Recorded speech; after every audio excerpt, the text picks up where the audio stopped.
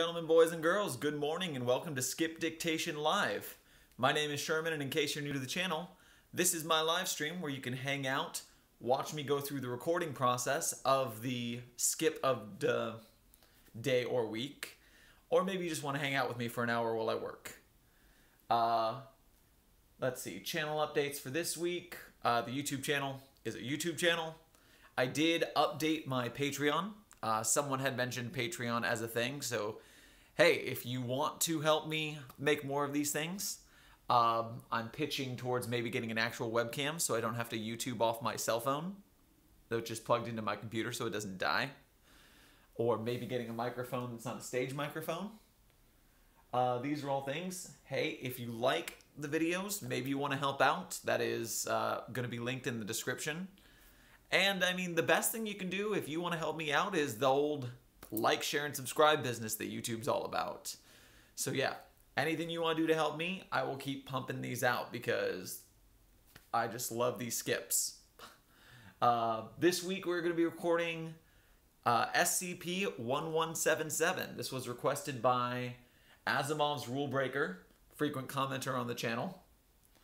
1177 is known as the Coupon Cutter. This one's going to be a lot less complicated than last week's creepypasta version. 1177 is kind of a news of the weird skip. What you end up with is just a Latin American woman who can cut off pieces of herself and give them to you, and you will think they are money. So it's a bit more news of the weird than scary or funny or anything like that. But what I like about it is this is going to be short and sweet. We're not going to have a whole bunch of crazy sound effects and stuff because this is just a report. It's not so much a format screw. If you guys have any questions or comments, I will get to those in between takes in the live chat. Otherwise, I'm going to get down to business. So the microphone's all tested and set up. Let's take it from the top.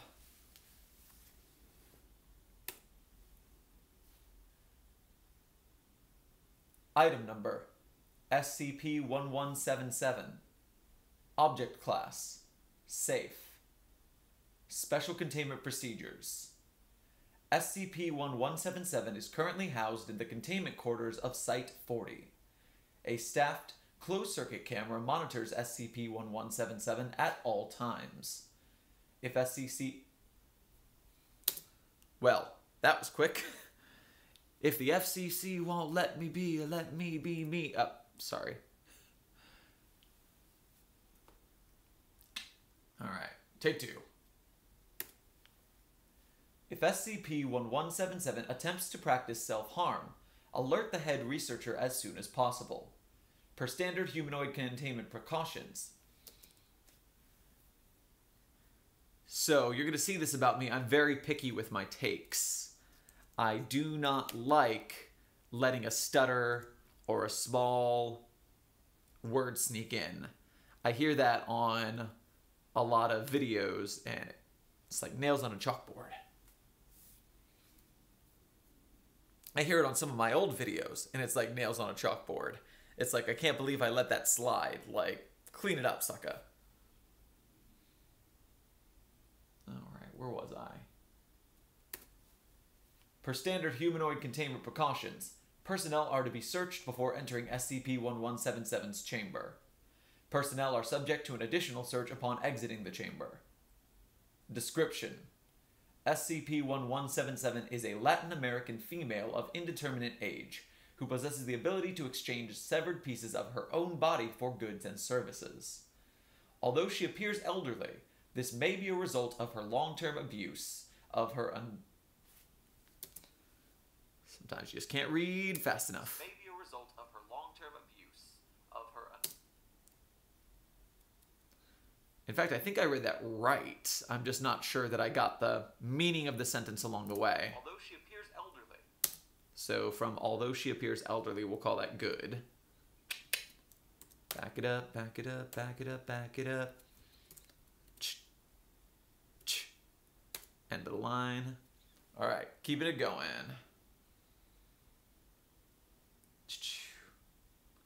So although she appears elderly, this may be a result of her long-term abuse of her anomalous property and lifestyle. Good. Although she appears elderly, this may be a result of her long-term abuse of her... I realized halfway through that sentence that I was saying it wrong because I already have the first line, although she may be elderly. So, this may be a result of her. That's what I need to start with.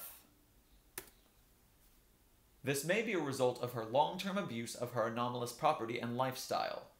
Interviews reveal that, prior to entering Foundation custody, she had spent much of her adult life as a homeless vagrant.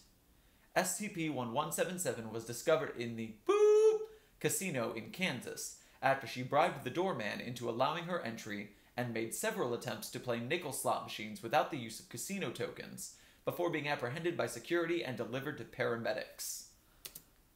I didn't do anything wrong there. I only realized during my last read-through of this while I was studying it that she's playing nickel slots without tokens. Ow! Oh! God, that hurts in my soul. Ugh, it's the worst. I hate fingernail stuff like that. That's just so painful. All right, where was I? Before being apprehended by security and delivered to paramedics. Right. Here we go. Foundation agents alerted to these events posed as employees of a local mental health facility and were given custody of the woman without incident. The slot machine and the rug under it were submitted for cleaning. Possessions found on SCP-1177's person upon containment included 1 costume jewelry ring, 2 plastic earrings, 1 toothbrush, 1 comb, fine-toothed, 3 empty wrappers belonging to the fast food chain, 2 instant lottery tickets, scratched off with no redemption value, 1 pocket knife, 1 washcloth, blood-stained, 1 movie ticket stub, 1 piece of ham kept in an additional fast food chain wrapper, and 1 16-ounce bottle of rubbing alcohol, with half the contents remaining. These objects were evaluated and discarded. I think I did something weird on one of that. Let me go back and read. No, I got that. Nope, I was good. Excellent. These objects were evaluated and discarded. It's fantastic. Rolling.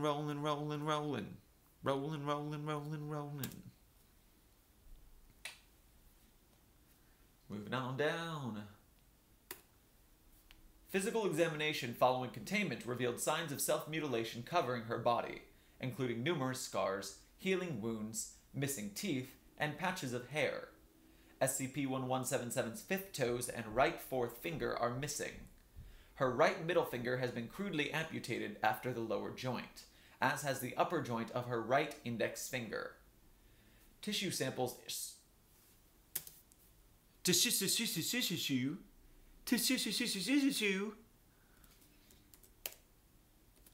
Excellent.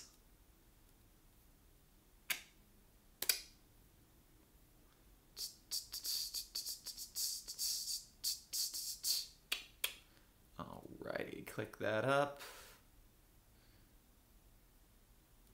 Oh, okay. Well, that's something I gotta fix this. Backing up.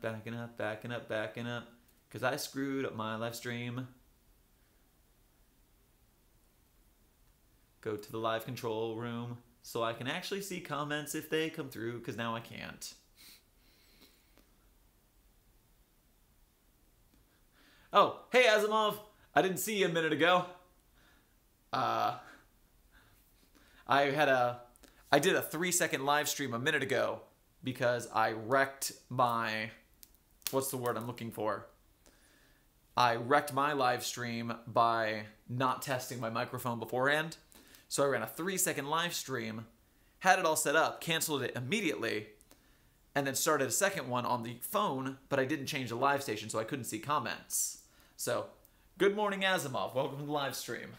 Yep, we're doing your request. It's a very straightforward one. We're going to knock it right out. Way faster, no extra special effects. Super exciting. But now I need to see where I am. Amputated after the lower joint, as has the upper joint of her right index finger.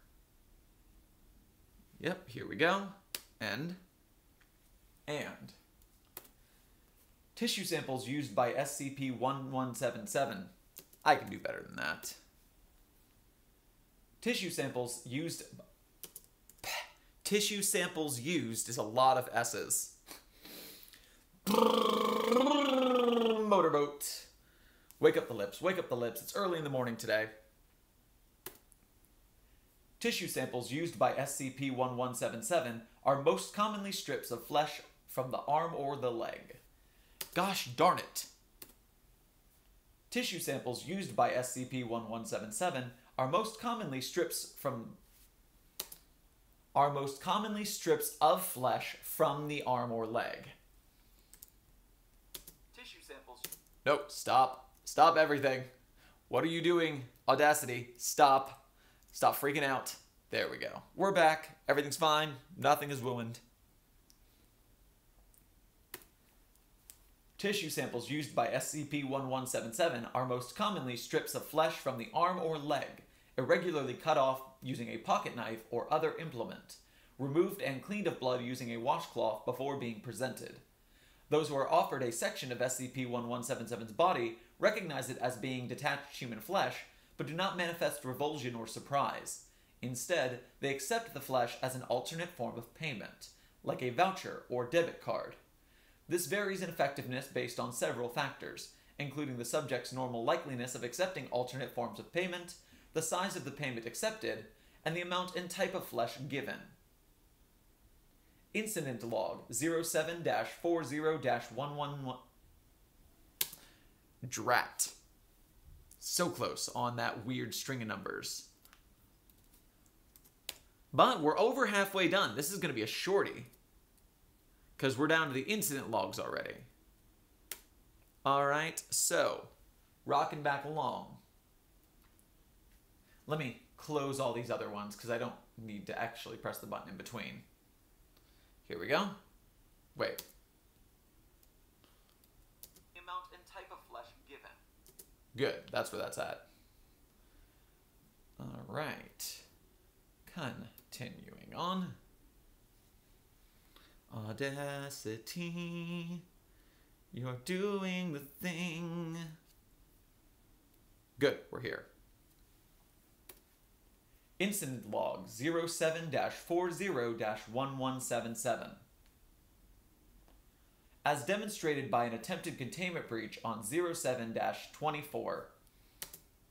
Crud, I was doing so good. As demonstrated by an attempted containment breach on 07-24. On dates, I don't say 07, I just say the number that was there. Part of the quality is keeping consistency in format. Saying numbers the same throughout the speech. You don't want changing formats, it makes for bad consistency. As demonstrated by an attempted containment breach on 7/24, boop!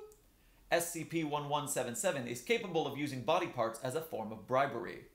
During food delivery, the woman gave the attendant boop, which she had apparently gnawed off without detection, in exchange for release from containment quarters. According to testimony, SCP-1177 quickly maneuvered to the front lobby of Site-40. The woman borrowed a pair of scissors from the receptionist before attempting to exit, failing and requesting that the front doors be unlocked. The desk attendant denied the request and called for a security officer. When security arrived, SCP-1177 was attempting to use scissors to sever the remainder of her left ring finger. Experiment Log 1177-1. On 8/6, boop, an experiment was conducted in which 2 strips of flesh, each measuring a square inch, were taken from SCP-1177's leg, sanitized, and given to researchers. Dr. Raines purchased a hamburger at the Site-40 cafeteria, but did not consume it, citing loss of appetite. Research assistant Clark took his sample to SCP. Lost appetite. Now we got jokes in the creepypasta. Research assistant Clark took his sample.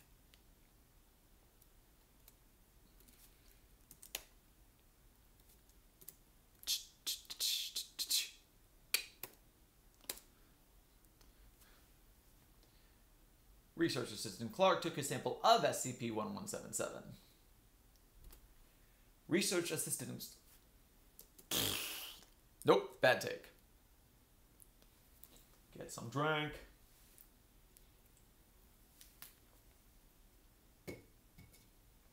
All right.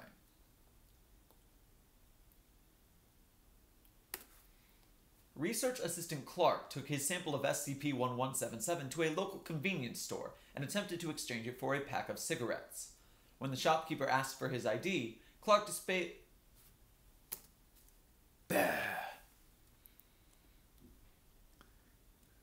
I'm not a night owl, and it's not 10 in the morning yet. I'm not awake until 11. Alright. What was the last thing I successfully said? And attempted to exchange it for a pack of cigarettes. Pack of cigarettes.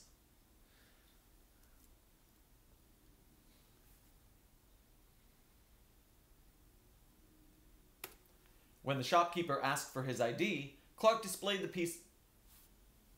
I didn't say it wrong, I just thought I said it wrong. Drat. When the shopkeeper asked for his ID, Clark displayed the piece of flesh and was met with revulsion. Hoping to further...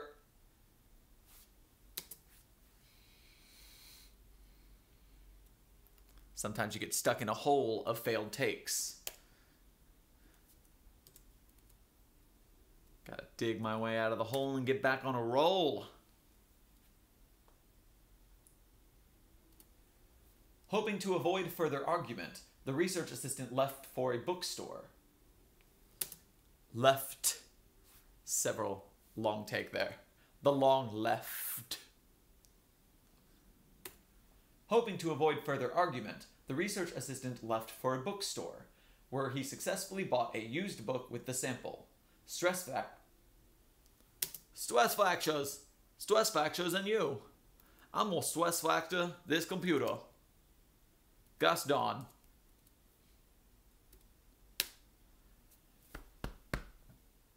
Whew, pardon. Whew, better out than in. So, I want to be a voice actor. I work for hours on these things. But I have a secret. My accents are terrible. That was supposed to be Shrek. It was not even Scottish.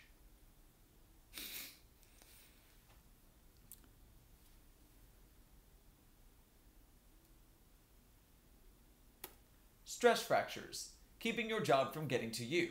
On clearance for $3. Since then, further experimentation has yielded the following transactions. 1 piece of muscle tissue, 0.5 ounce by weight, for 3 bags of Boop brand chocolate candies, priced at 50 cents each.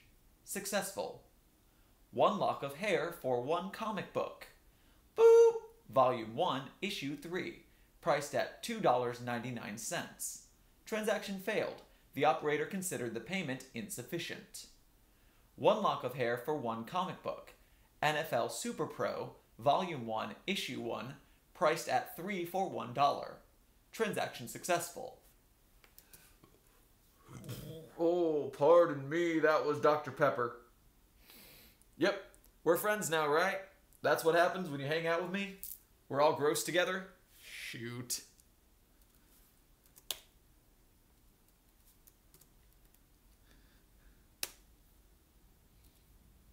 Action successful. Transaction successful.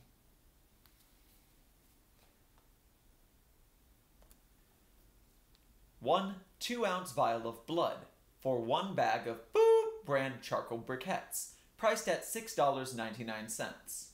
Transaction failed. The convenience store clerk considered the payment insufficient. 3 2-ounce vials of blood for 1 bag of Boop brand charcoal briquettes, priced at $6.99. Transaction successful.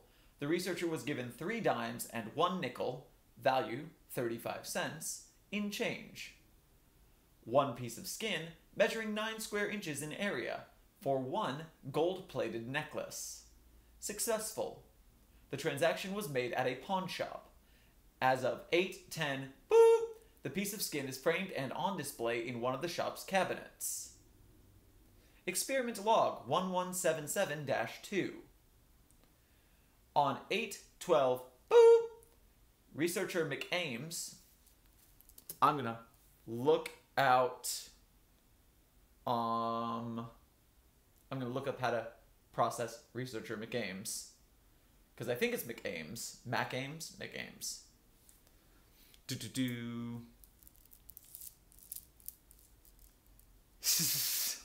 Well, I'm glad your boss is a fan of the project. Helps you get away with stuff. Researcher McAmes. And by the way, I do not want anyone getting in trouble listening to the stream. The hours of these streams are going to be very, very odd because sometimes I'll record in the daytime, sometimes I'll record in the nighttime. I'm going to be all over the place. It's going to be really random and hard to schedule. So tune in when you can. Don't get in trouble at work. Don't crash your car. It'll always post up after the fact. On 8/12, boop. On 8/12, boop is where we're at now. We got to find out researcher McAmes, I believe. McAmes. But gonna pronunciation guide that, cause I can't pronounce words. Pronunciation McAmes. I'm certain it's McAmes. It has to be McAmes. No, I did not mean games or memes. Oh. So that's not a word they're going to pronounce for me. So I'm just going to go with McAmes. Go for authenticity, and if you can't get authenticity, wing it. Researcher McAmes stood on 5th Street in downtown, boop, from 1321 to 1352. During this time, he approached numerous pedestrians and requested that they make change for him for the subway from one of 10 samples of SCP-1177, stamped 1177-45 through 1177-55, each a 0.5-ounce chunk of skin and flesh taken from SCP-1177's abdomen. Each person who accepted a sample was tracked by a Foundation task force until a transaction was made which used their piece of the sample. Drat, I was so close to finishing that sentence. Each person is where I'm going to start from.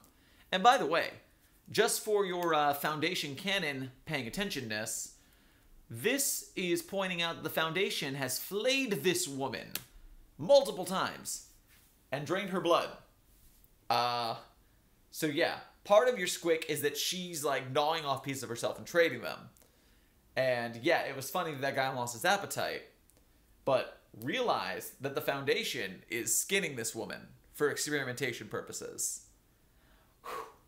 Oh, man. Effed up guys. And that's why we love them.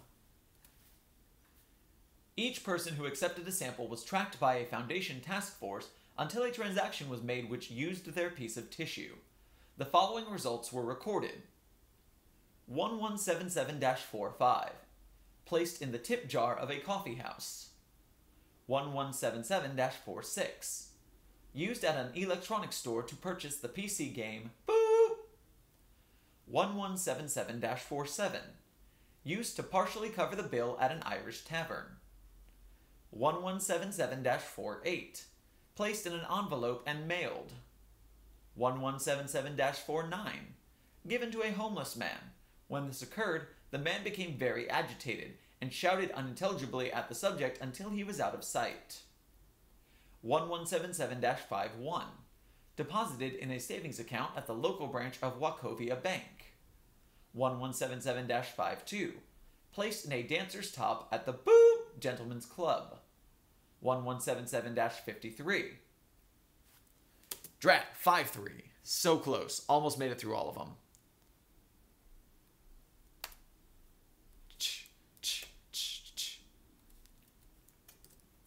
Oh, and by the way, on the word of redactions, can we get a... We redacted a comic book, we redacted a brand of PC game, but we're totally not gonna redact Wachovia Bank. Because we're redacting the name of the Gentlemen's Club, we're redacting the name of the casino and the church, but we're not redacting Wachovia, which I guess could be funny, except they don't exist anymore, so we have dated this article now. But whatever. At the Boop Gentlemen's Club.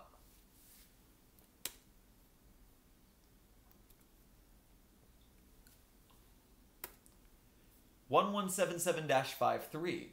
Exchanged 1177-53. Exchange for chips at Boop Casino.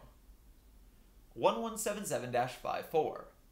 Possessor evaded tracking behind an abandoned storage building. When the Foundation agent continued pursuit, he was met with gunfire.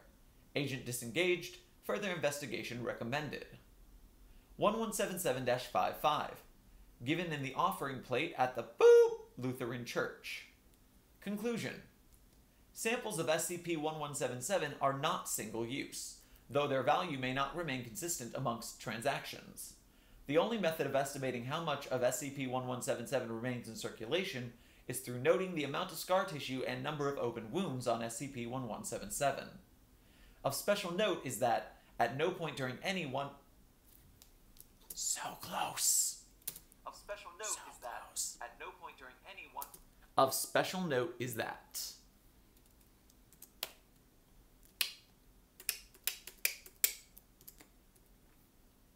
Put it back on, put it back on.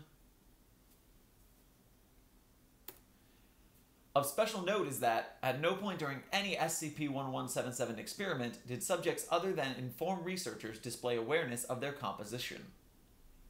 Experiment Log 1177-3. Experiment 1177-3 is currently in process, with a more long-term focus. The intention of measuring the age at which 1177 amples... The intention of measuring the age at which 1177 ample... S's are just not necessary anymore. Don't need them. Can skip them completely. Oh, fudge. Where am I? With a more long-term focus. With a more long-term focus. The intention of measuring the age at which 1177 samples become inert. As of 3/18, boop, sample 1177-71, which was removed from SCP-1177 6 months prior to this date, remains value in lieu... Drat, I'm in the last sentence, I just gotta get it.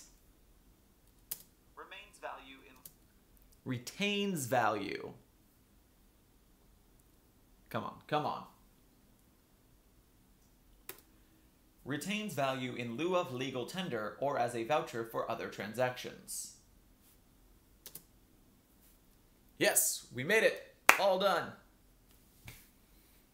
That is the last line of this. And just because we made a guess, I'm going to really quickly come in here, line all these up, and let's... I might as well do the quick...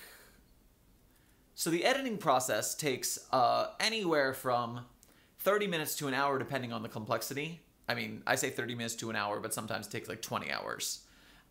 If it's like a 3999 situation. Which we have a couple of those complicated ones on the docket of requests, so we will see how that goes. But this one could be up later today. this is not the most crazy idea in the world, skip-wise, so we should be able to just run this sucker. Oh, wait, don't do that yet. On Audacity, always run your noise reduction first, and then normalize, otherwise you get really loud clicky noises. So we noise reduce, we follow that up by normalizing, and then we follow that up with truncating the silence. These are the sounds of silence. Detect silence.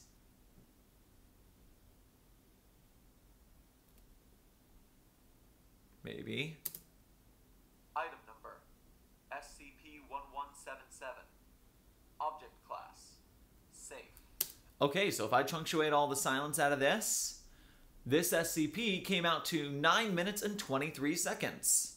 Approximately. Give or take a little bit of a edge. But guess what, Asimov? You said this was going to be about 10 minutes. Nailed it! So that is the end of our second live stream. Good work, team. We have SCP-1177 in the can. So I'm going to run through this real quick, get a cleanup, get a little sound music behind there. This is going to be a simple one. So yeah, thank you for joining us again today. Hope you guys enjoy the finished product. Remember, the best thing you can do if you like these videos is the old like, share, subscribe. And like, share, subscribe this video, like, share, subscribe the finished video, the channel, everything. Everything, including the new Patreon. Send it all out there. If it is me, it is THEE Sherm, and that is all. Kind of noise gate you were using. Volume levels are clearly the same, even though your sentences are sometimes chopped. Are you talking about during the live stream or during the recordings?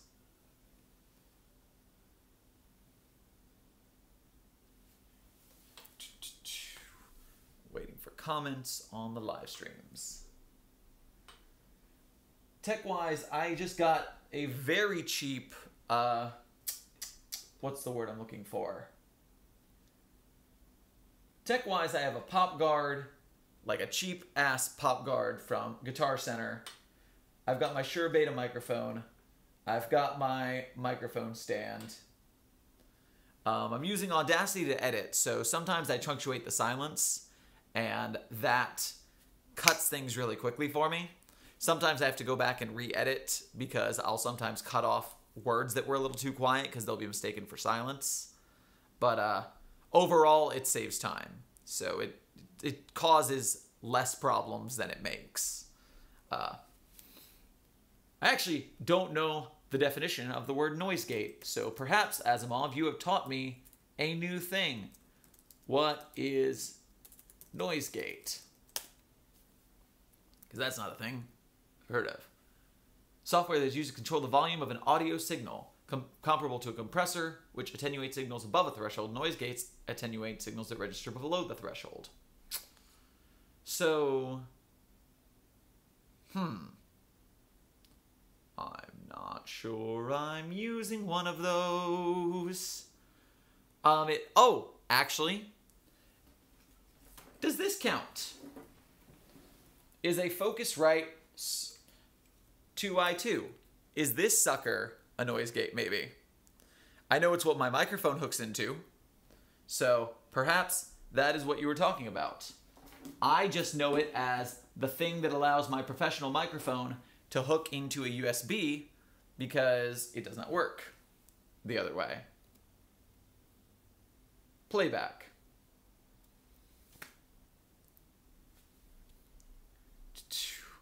So there we go. Retains value in lieu of legal tender or as a voucher for other transactions. All right, and we made it through a live. So yeah, the abridged ending.